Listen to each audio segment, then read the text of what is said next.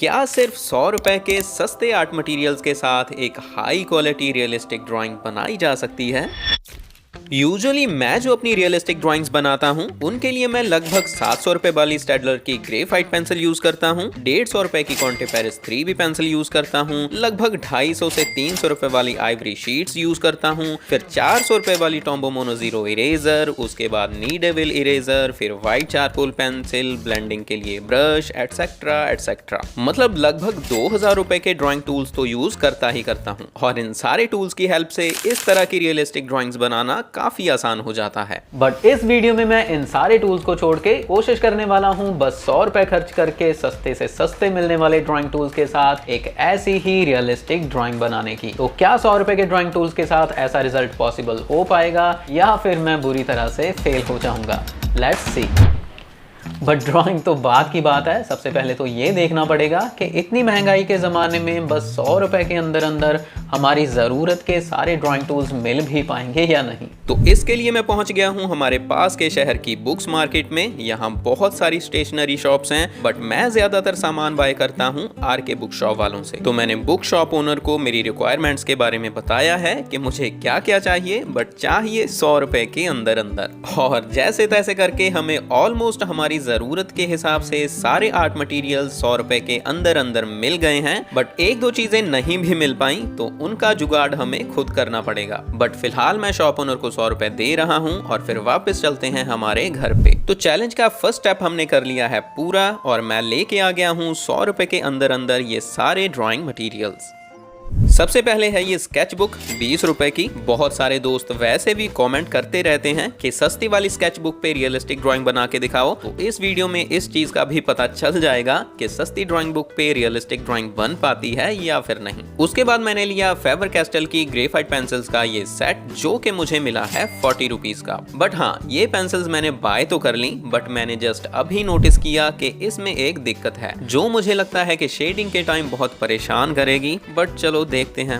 उसके बाद dark values के लिए मैंने ली है कैमलिन की सॉफ्ट चारकोल पेंसिल। पहले ये 20 रुपए की मिल जाती थी बट इस बार ये मिली है 30 रुपीज की। लास्ट में हमारे पास 10 रुपए बचे थे तो उसमें से 5 रुपए का मैंने लिया ये शार्पनर और 5 रुपए की मैंने ली है ये इरेजर। और इसी के साथ हमारे 100 रुपए तो पूरे खर्च हो गए। बट मैं ब्लेंडिंग के लिए कोई भी टूल बाय नहीं कर पाया तो उसके लिए अभी मुझे खुद से ही घर पे कोई जुगाड़ करना पड़ेगा जो हमें फ्री में मिल जाए। तो शेडिंग करते टाइम देखेंगे कि मैं घर में से क्या यूज कर सकता हूँ।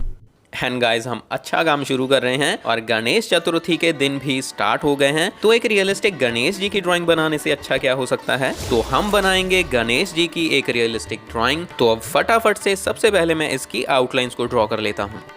आउटलाइंस को ड्रॉ करने के लिए अभी मैं फेबर कैस्टल की ग्रेफाइट पेंसिल ही यूज कर रहा हूँ।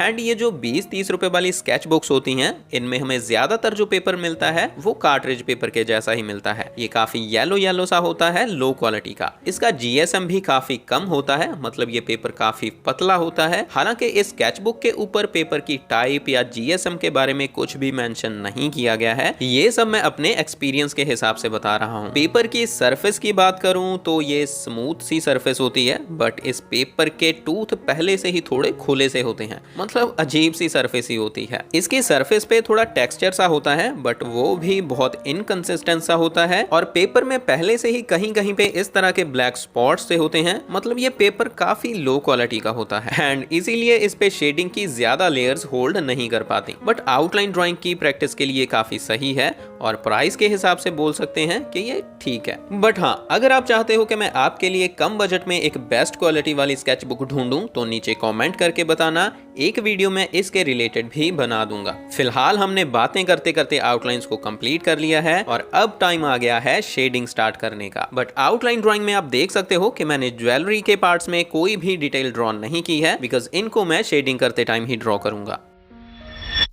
सबसे पहले मैं आंख के पार्ट में शेडिंग करनी स्टार्ट करूंगा और हमेशा की तरह मैं सबसे पहले डार्क वैल्यूज ऐड कर रहा हूं। इसके लिए मैं यूज कर रहा हूं कैमलिन की सॉफ्ट चारकोल पेंसिल। ये पेंसिल प्राइस के हिसाब से काफी अच्छी है बट इसको इस तरह से अच्छे से शार्पन करना बिगिनर्स के लिए काफी मुश्किल होता है। अगर आप मेरी तरह इसको आसानी से शार्पन करना सीखना चाहते हो तो आप बाद में मेरी इस वीडियो को देख सकते हो, इसका लिंक आपको डिस्क्रिप्शन में मिल जाएगा। तो अब मैं इस चारकोल पेंसिल के साथ डार्क वैल्यूज को ऐड कर रहा हूँ। मैं बहुत हल्के प्रेशर प्रेशर के साथ शेडिंग कर रहा हूँ, बट ऑलरेडी मैं इस पेपर की सरफेस को फील कर पा रहा हूँ कि ये ज्यादा लेयर्स को होल्ड नहीं कर पाएगी। एंड इसके बारे में मैंने आपको पहले ही बता दिया था, बट फिर भी मैं अपनी पूरी कोशिश कर रहा हूँ कि मैं जितना हो सके इस पेपर को सही से यूज कर पाऊँ। अब डार्क वैल्यूज को ऐड करने के बाद हमें आंख में लाइट वैल्यूज को ऐड करना है, और उसके लिए मुझे HB ग्रेड की पेंसिल यूज करनी है। बट हमारे इस फैबर कैस्टल के पैक में HP ग्रेड की पेंसिल तो है ही नहीं। गाइज ये बड़ा अजीब है, इन्होंने 2B,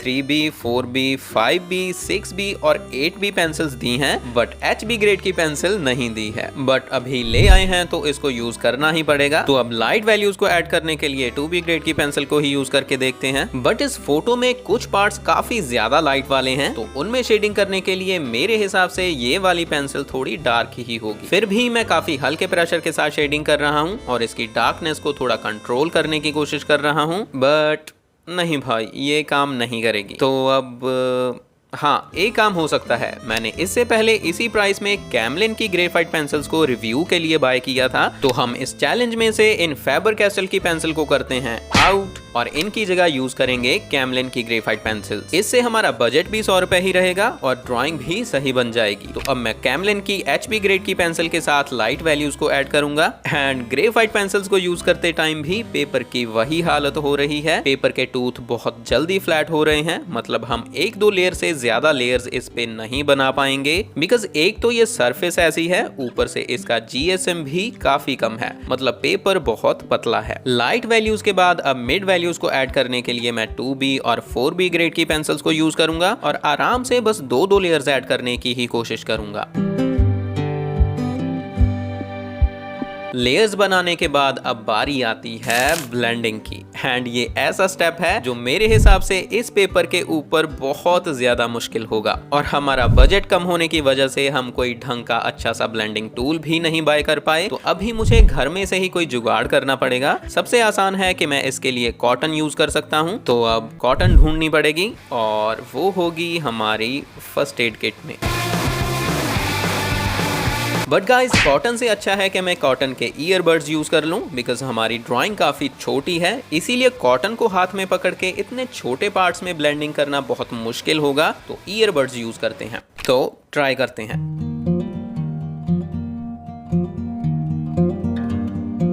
बट ये बिल्कुल भी सही नहीं है। ईयरबड के साथ बहुत हल्के प्रेशर के साथ ब्लेंड करने से भी ग्रेफाइट और चारकोल की लेयर पेपर से निकल रही है, और पेपर की लो क्वालिटी की सरफेस की वजह से इस पे पैचेस बनने भी शुरू हो गए हैं, जिसकी वजह से हमारी शेडिंग बिल्कुल भी स्मूथ नजर नहीं आएगी और शेडिंग में बहुत सी इनकंसिस्टेंसीज दिखने लगेंगी। और अगर हमने ऐसे ही ब्लेंड किया तो मुझे बार बार वैल्यूज को ठीक करने के लिए दोबारा शेडिंग करनी पड़ेगी, और वो भी पॉसिबल नहीं हो पाएगा बिकॉज पेपर और ज्यादा लेयर्स होल्ड नहीं कर पाएगा। तो इससे अच्छा है कि मैं ब्लेंडिंग को भूल जाऊं और बस शेडिंग के साथ ही इस ड्राइंग को कंप्लीट कर लूं। तो लेट्स डू इट। और हाँ, ब्लेंडिंग के बाद मैंने हाईलाइट्स ड्रॉ करने के लिए इस इरेजर को भी यूज करने की कोशिश की थी, इसके एक कोने की हेल्प से, बट एज आई एक्सपेक्टेड ये बहुत मुश्किल है, ऑलमोस्ट क्लोज टू इम्पॉसिबल। इसीलिए अब मैं पहले ही हाईलाइट्स वाले पार्ट्स को खाली छोड़ दूंगा, मतलब उनमें शेडिंग करूंगा ही नहीं, ताकि मुझे बाद में इरेज करके उनमें हाइलाइट्स को ड्रॉ करने की जरूरत पड़े ही ना।